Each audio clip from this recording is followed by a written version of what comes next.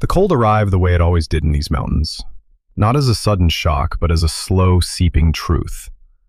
It gathered in the hollows first, a blue mist clinging to the damp earth, smelling of pine rot and old stone.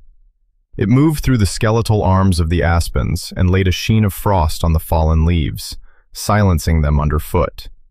Rowan felt it in the metal of the gate latch, a bite that went straight to the bone, a familiar communion with the hard edges of the world. He moved along the trail with an economy of motion that time had not erased. The land demanded it. His olive field jacket, worn soft as flannel at the elbows, did little to stop the wind that hunted the ridgeline. Beneath it, a plaid shirt, red and deep blue, held the memory of warmth from the cabin's wood stove. His boots, the leather scuffed and dark with oil, made little sound on the packed dirt and gravel. He walked like a man who had learned years ago that noise was a currency you never wanted to spend. A few paces ahead, the dog moved with the same quiet purpose. Sargent, a German shepherd whose black and tan coat drank the flat morning light. He was not a pet, and he did not behave like one. His gait was a controlled glide, his head held steady, his dark eyes taking inventory of the world with a focus that never wavered. He was a retired professional, same as Rowan, and they shared a language that had no need for words. A glance, a shift in weight, the subtle cock of an ear. These were their conversations. Rowan's gaze swept the tree line, a habit ingrained so deep it was part of his breathing. He noted the way a branch had been snapped, the direction of the break. He saw the scrape of a deer's hoof on a patch of moss. His mind cataloged these things without his permission, a relentless sorting of the benign from the potentially not. It was a tiring way to exist, but he didn't know another. The hypervigilance was a ghost that had followed him home from hotter, dustier places, and it had learned to wear the cold green of the forest like a uniform. This was their routine. A patrol of the property line, a trail inspection for the park service he volunteered with. It was an excuse for movement, a way to keep the walls from pressing in. The solitude of the mountains had been a balm at first, a quiet place to house his own loud silence. But silence, he'd learned, had a weight. It could settle on a man until he forgot the shape of his own voice. Sargent stopped. It wasn't a sudden halt. It was a slow pour of stillness, his body going rigid one muscle at a time. His head lifted, nose testing the air. His tail, usually held in a relaxed curve, became a straight, hard line. This was the first signal, the disruption. Rowan froze, his hand dropping instinctively to the worn grip of the knife on his belt. He scanned the woods ahead, his eyes trying to pierce the gloom between the thick trunks of the Douglas firs. He saw nothing, heard nothing but the wind's low moan through the high branches. "What is it, boy?" he murmured, his voice a low rumble. Sargent didn't look back. His focus was absolute, locked on something to the north, off the trail. He took a hesitant step, then another, his paws sinking into the damp soil. He was not tracking prey. This was different. This was the posture of discovery, of something that did not belong. The dog's quiet unease was more alarming than any bark or growl could ever be. It was a signal Rowan had been trained to read, a language of instinct he trusted more than his own eyes. He followed, moving off the marked path and into the deeper woods. The air grew colder here, trapped beneath the dense canopy. The smell of pine resin was sharp, almost medicinal. It mingled with another scent, something metallic and wrong. The smell of rust. Old rust, the kind that has been surrendering to the damp for a very long time. Sargent led him through a thicket of ferns, their fronds wet and heavy, and then they were in a small clearing, a place the light barely touched. It was a graveyard of sorts, for a single, forgotten thing. A wreck, not a car. The shape was too strange, the angles too violent. It was the fuselage of a small aircraft, half swallowed by the earth and cloaked in a shroud of moss and creeping vines. The paint, what was left of it, was a faded olive drab, blistered and peeling. Rust spread across the aluminum skin like a wound that refused to scab. The mountain wore its silence like a uniform, but here the silence was different. It was heavier. The wreck watched them the way old debts watch from across a room. Sargent sat. It was not the relaxed sit of a resting dog. It was a tactical position, his back straight, his eyes fixed on the mangled door of the cockpit. He was on guard. Warning. Rowan felt the familiar tightening in his chest, the cold dread that was a precursor to memory. He pushed it down, forcing his training to the surface. He did a slow circle of the crash site, his boots making sucking sounds in the mud. The wings were sheared off, the stumps jagged and cruel. The tail was bent at an impossible angle, wrapped around the trunk of an ancient pine. This was not a recent crash. This thing had been here for years, slowly becoming part of the forest. He approached the cockpit, the smell of decay and old fuel growing stronger. It was a chemical smell, layered with the organic scent of wet earth. He ran a hand over the cold, pitted metal. The fuselage was a death trap, a crushed can of sorrows. No one could have survived this. But Sargent's posture said otherwise. The dog's unwavering focus was on the interior. He whined, a low, frustrated sound deep in his chest. Rowan peered through the shattered plexiglass of the cockpit window. The inside was a chaotic mess of wires, torn upholstery, and the slow, steady reclamation by nature. But there were things that were wrong. He saw the glint of a modern MRE wrapper half buried in the leaf litter on the floor. He saw a length of paracord, not frayed and rotted, but relatively new, tied in a neat knot around a piece of the instrument panel. Someone had been here, recently. He found a purchase on the twisted doorframe and pulled. Metal shrieked in protest, the sound unnervingly loud in the quiet woods. He braced himself and heaved again, the muscles in his back and shoulders bunching. The door groaned open a few more inches, enough for him to slip inside. The air within was thick, suffocating. It smelled of damp metal, mildew, and something else. Antiseptic. The faint, clean scent of it clung to the air, a ghost in the tomb. He moved carefully, his eyes adjusting to the gloom. The seats were torn, the stuffing spilling out like entrails. But on the co-pilot seat, something was stacked. 3 sealed containers of emergency rations. A compact medical kit, the latches clean. A water purification pump. Someone had survived here. Someone had planned. He saw the straps on the pilot's seat. They hadn't been broken in the crash. They had been cut, cleanly, with a knife. The smell, the confined space, the shriek of stressed metal. It all coalesced into a single, sharp point of sensory data that bypassed his conscious thought and went straight for the wound. The air thick with the smell of hydraulic fluid and fear. The groan of the bulkhead. Dim red light painting the faces of his team, their eyes wide in the sudden, violent quiet after the explosion. He was pinned, his leg trapped under a crate. He could hear the water rushing in, the desperate shouts of men he called brothers. He remembered the weight, the feeling of being held fast while others were being lost. A wet nose pressed hard against his hand. Sargent had followed him inside, his warm, solid presence a tether to the here and now. The dog's breath was a warm cloud in the cold air. He leaned his weight against Rowan's leg, a silent command. "Stay here, with me."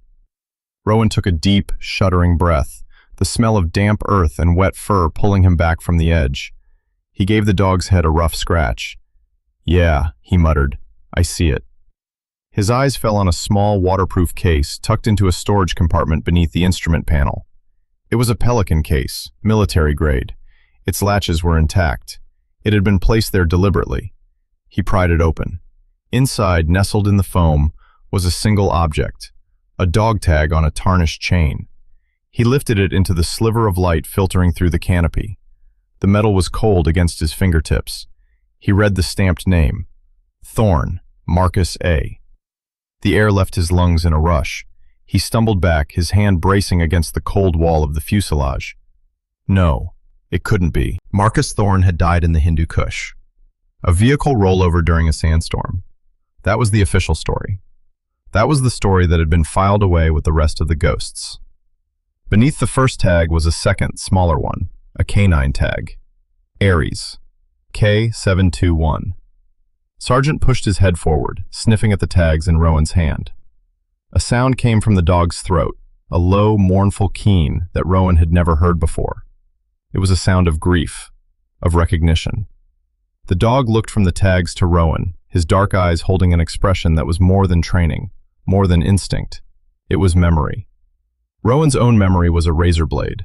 Marcus Thorn, his mentor in the teams. The man who had taught him how to read the silence, how to trust the dog at his side more than the man giving the orders. Thorn and his canine, Ares, had been a legend. They moved as one entity, a perfect fusion of man and animal, intellect and instinct. They had vanished on a classified op, and the story had been sealed tight. A tragic accident, no questions asked. But this wreck was not in the Hindu Kush, and the dates on the tags told a story that was years older than the one Rowan had been fed. This wasn't a tragic accident. This was a tomb, and someone had tried very hard to make sure it was never found. The weight of the connection hit him like a physical blow.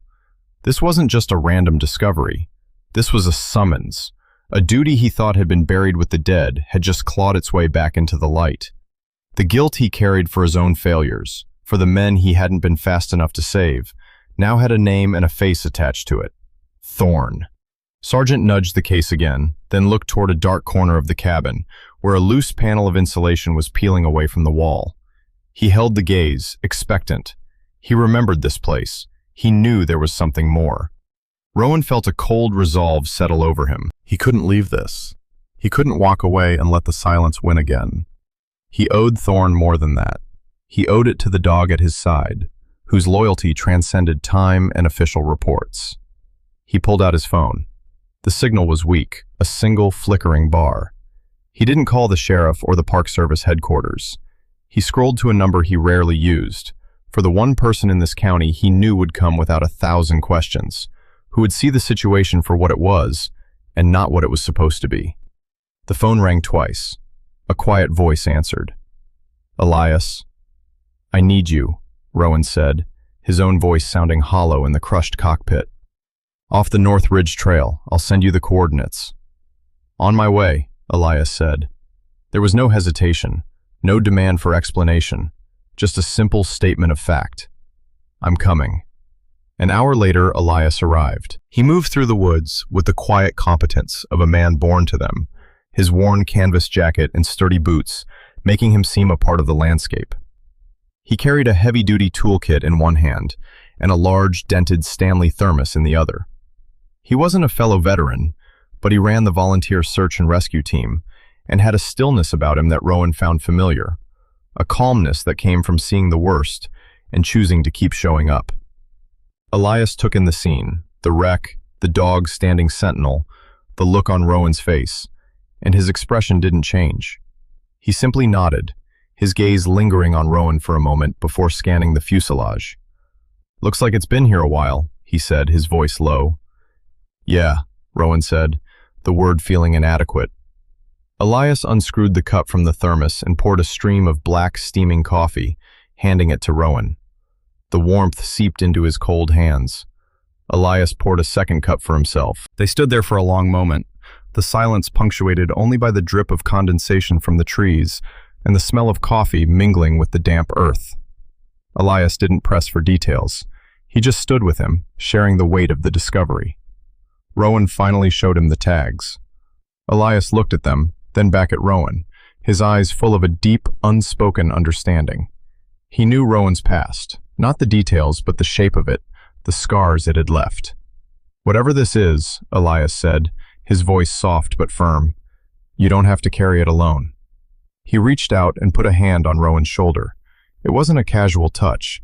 It was a deliberate act of grounding, a brief, firm pressure that communicated more than words ever could. "I am here. I will not leave." Rowan didn't pull away. For the first time all day, the knot of tension in his chest loosened, just a fraction. A strange, unfamiliar warmth spread through him, an ache he couldn't name and didn't dare examine. He just gave a short, sharp nod, his throat too tight to speak. The moment hung in the air, real and solid, before Elias dropped his hand and turned back to the wreck. "Right," Elias said, his tone shifting back to the practical. "Let's see what we've got. You notify the ranger station?" "Just before I called you," Rowan said. "Lena's on her way up." Lena arrived 40 minutes later, her Park Service truck navigating the old logging road with practiced skill. She was a woman in her late 30s, with a no-nonsense competence that Rowan respected. Her face was framed by a practical braid of brown hair, and her eyes missed nothing. She took in the scene with a professional's gaze, her expression hardening as she saw the details, The cut straps, the survival gear. "This wasn't on any of our maps," she said, her voice clipped. She knelt and looked at the fuselage, her hand resting near the butt of the sidearm on her hip. "No flight plan filed, no distress call on record for a craft like this. This was meant to disappear." Rowan watched her work, grateful for her efficiency. She treated Sargent not as a pet, but as a professional, giving the dog a wide berth and a nod of respect. She and Elias worked together seamlessly, securing the area with flagging tape, documenting the scene with photos.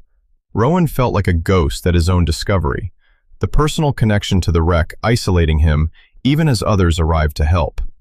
The next day, the institutional threat arrived. It didn't come with sirens or flashing lights. It came in a polished black SUV that was absurdly out of place on the muddy access road. A man in a tailored gray suit and expensive shoes stepped out, moving with the unearned confidence of someone who believed the world was designed for his convenience. "Mr. Rowan?" he said, his voice smooth and pleasant. He offered a hand that Rowan didn't take. "My name is Arthur Corbin. I'm with Pacific Maritime Logistics. We handle asset recovery for a number of private aviation firms. We believe this is one of our legacy assets." Rowan stood his ground, Sargent a silent, solid presence at his side. The dog's eyes were fixed on Corbin, his body relaxed, but ready. "This is a crash site on federal land," Rowan said. "It's an active investigation." Corbin smiled, a polite, practiced expression that never reached his cold, assessing eyes. "A misunderstanding, I assure you. This is a documented weather-related incident from over a decade ago. We're simply here to begin the respectful recovery process, to bring closure to the families." His language was designed to control, to make any opposition seem unreasonable, disrespectful.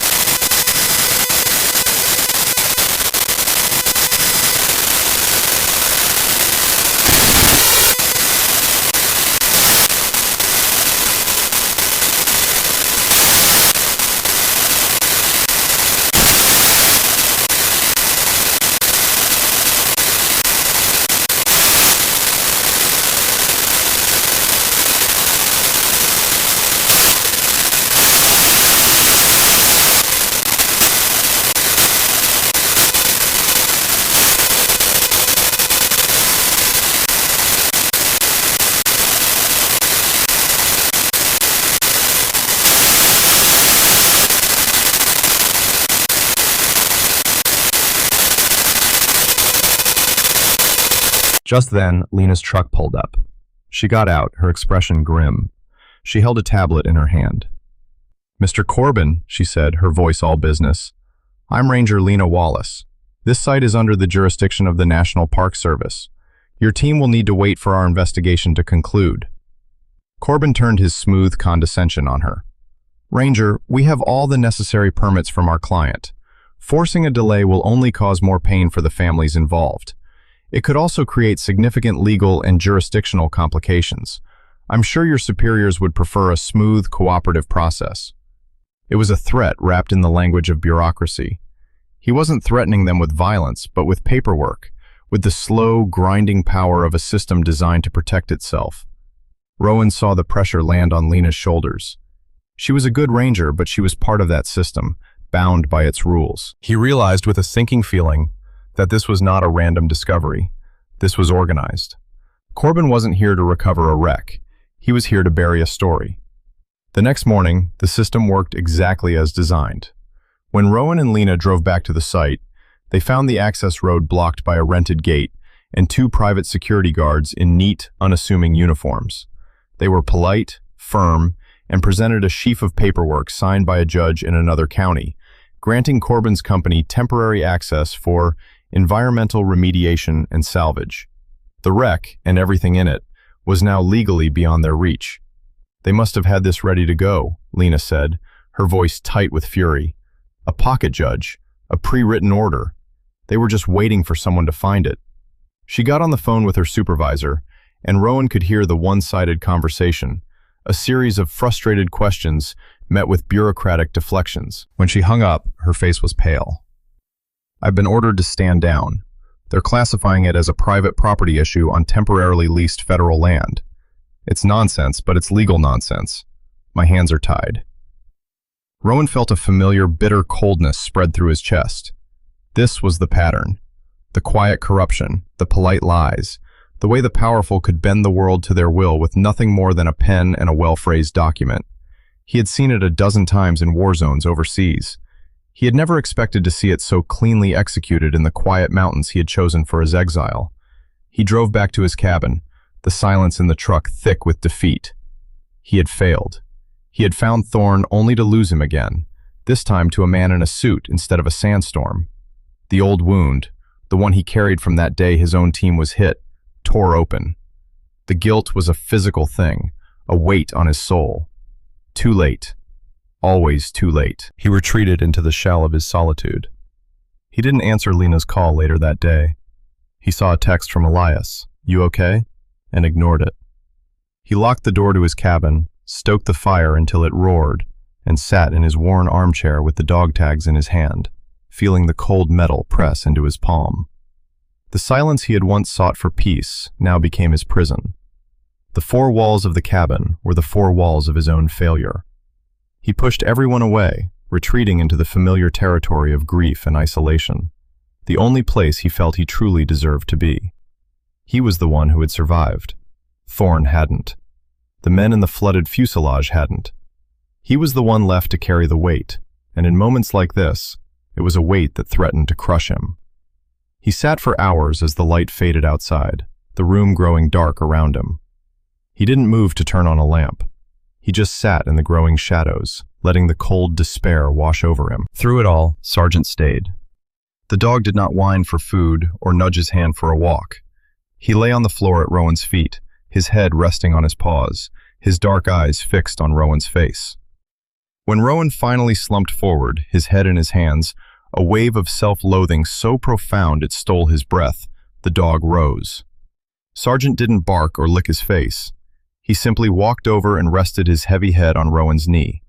He applied a steady, gentle pressure, a warm, living weight against the cold, spiraling emptiness inside him. He just stayed, present, patient, an unshakable anchor in the storm of Rowan's guilt. Rowan slowly lifted his head and looked into the dog's deep, intelligent eyes. He saw no judgment there, no pity. He saw loyalty, a quiet, profound refusal to let him be alone in the darkness. It was a presence that asked for nothing and offered everything. It was the emotional turning point, a silent testament that some bonds could not be broken by failure or by fear. Sargent was not just a dog he had been assigned. He was a partner who had chosen to stay. That simple, profound act of loyalty was enough to cut through the fog of his despair. He had one thing Corbin didn't. He had the truth, cold and hard in his hand, and he had the Pelican case. Stirred by Sargent's unwavering presence, a new resolve began to harden in his gut. He got up and placed the small, waterproof case on the table, under the light of a single lamp. It felt heavier than it should. Sargent, seeing the shift in him, came and stood by the table, nudging the case with his nose, then looking pointedly toward the fireplace where Rowan stacked his kindling. The dog's insistence was peculiar, specific.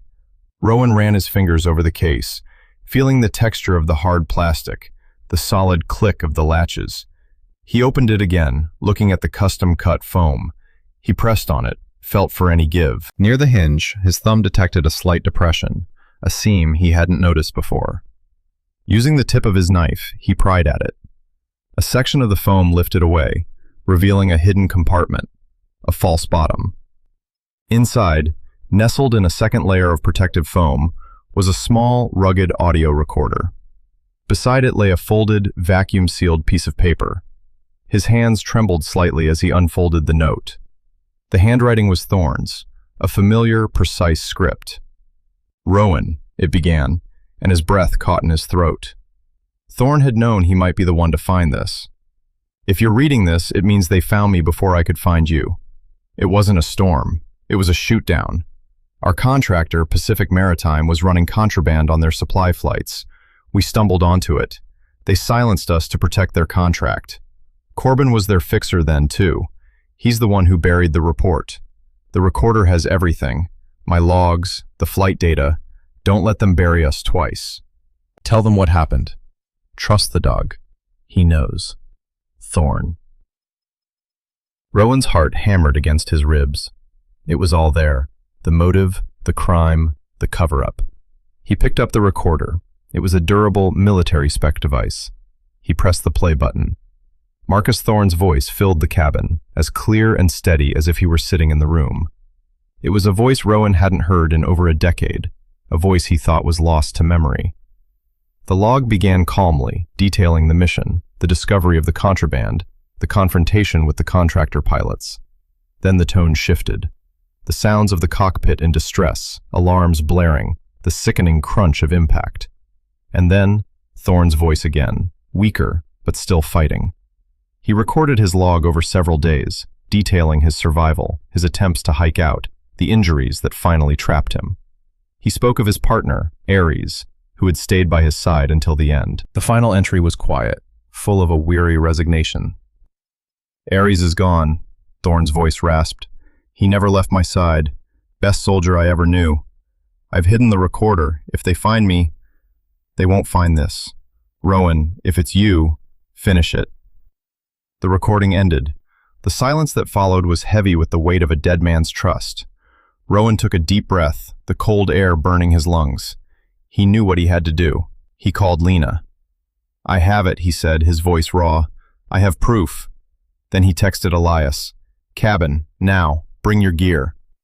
They converged on his small home like a council of war. Lena, her face set with grim determination, arrived first. She listened to the recording, her expression shifting from anger to steely resolve. This is enough, she said. This is more than enough. This bypasses local jurisdiction. This is a federal crime. Elias arrived minutes later, his truck loaded with communication equipment and mapping tools. He didn't ask questions. He saw the recorder on the table and the look on their faces. And he simply started setting up a portable signal booster. He brought in 2 fresh thermoses of coffee and a box of donuts, setting them on the counter. A small, practical act of care in the midst of a crisis. He found a place near the door and simply sat, a silent, steady presence, a guard against the encroaching darkness. Lena used the boosted signal to make a call, not to her supervisor, but to a contact she had at the FBI. She spoke in low, urgent tones, outlining the evidence, the corporate malfeasance, the murder of a decorated soldier. She played a portion of the recording over the phone. The response was immediate. A federal team was being dispatched. As they waited, the 3 of them worked in quiet, efficient concert. Lena coordinated with the incoming federal agents, feeding them coordinates and intel. Elias pulled up satellite imagery of the salvage site, mapping the private security team's positions. Rowan sat at his table, cleaning his rifle, the methodical, familiar movements calming his frayed nerves. He was no longer a man running from his past. He was a soldier with a mission. The federal warrant came through just before dawn. They didn't storm the site with guns blazing. They arrived in quiet, official vehicles, accompanied by Lena. They presented the warrant to the security guards, whose blustering confidence evaporated in the face of federal authority. Rowan and Elias stayed back, watching from the ridgeline. They saw the salvage operation halted. They watched as agents swarmed the site, their movements precise and professional. They saw Arthur Corbin being led to a car, his tailored suit looking rumpled, his face a mask of disbelief. His polite corporate weapons had failed him. The truth had not come out in a firefight or a dramatic explosion. It had come out in the quiet click of a recorder, in the steady, undeniable voice of a man who had refused to be silenced, even in death. Later that day, after the federal agents had secured the site and the media had begun to circle, Elias came by Rowan's cabin. He didn't come to talk about the day's events. He came with a hammer and a box of nails. That loose siding on your porch is going to be a problem when the winter storms hit, he said by way of greeting. They worked in comfortable silence, the rhythmic tap, tap, tap of the hammer, a soothing sound against the backdrop of the mountains. The air was crisp and clean, the earlier tension washed away. When they were finished, they stood on the porch, looking out at the vast expanse of trees and stone. Sargent lay at Rowan's feet, his head on his paws.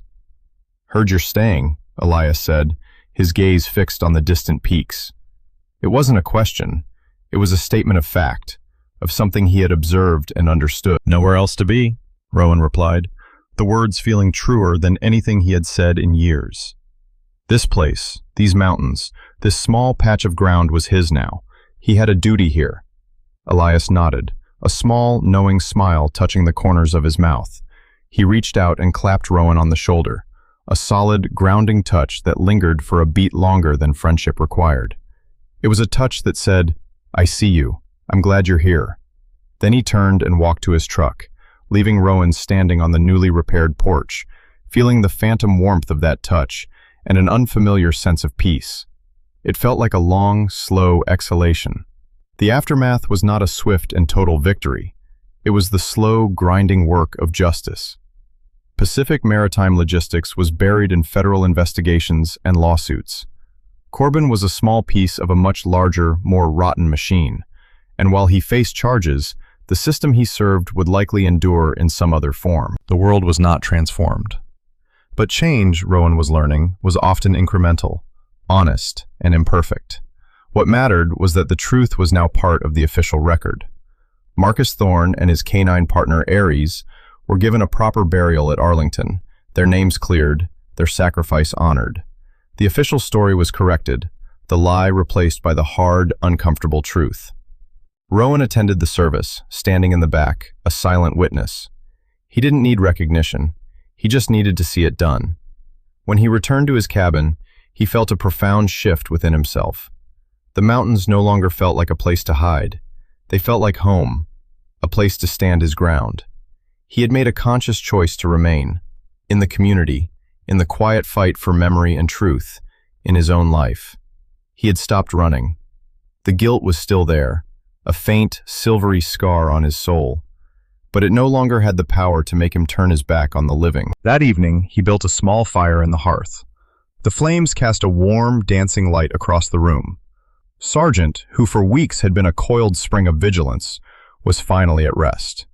He lay on the rug before the fire, not in a tactical crouch, but curled on his side, his paws twitching as he dreamed. His breathing was deep and even, the sound of a soldier whose watch was finally over. His work, for this story, was done. Rowan sat in his armchair, the warmth of the fire on his face, and looked out the window at the mountains. They stood as they always had, holding the silence and the truth with equal, unjudging grace. He thought about loyalty, the kind that outlasts bone and rust, the kind that could lead a man into a dark place and then, patiently, lead him back out. He was beginning to understand that faith wasn't about a sudden, blinding light from the heavens. It wasn't about grand signs or loud proclamations. It was about the quiet, persistent presence of a companion who refuses to let you face the darkness alone.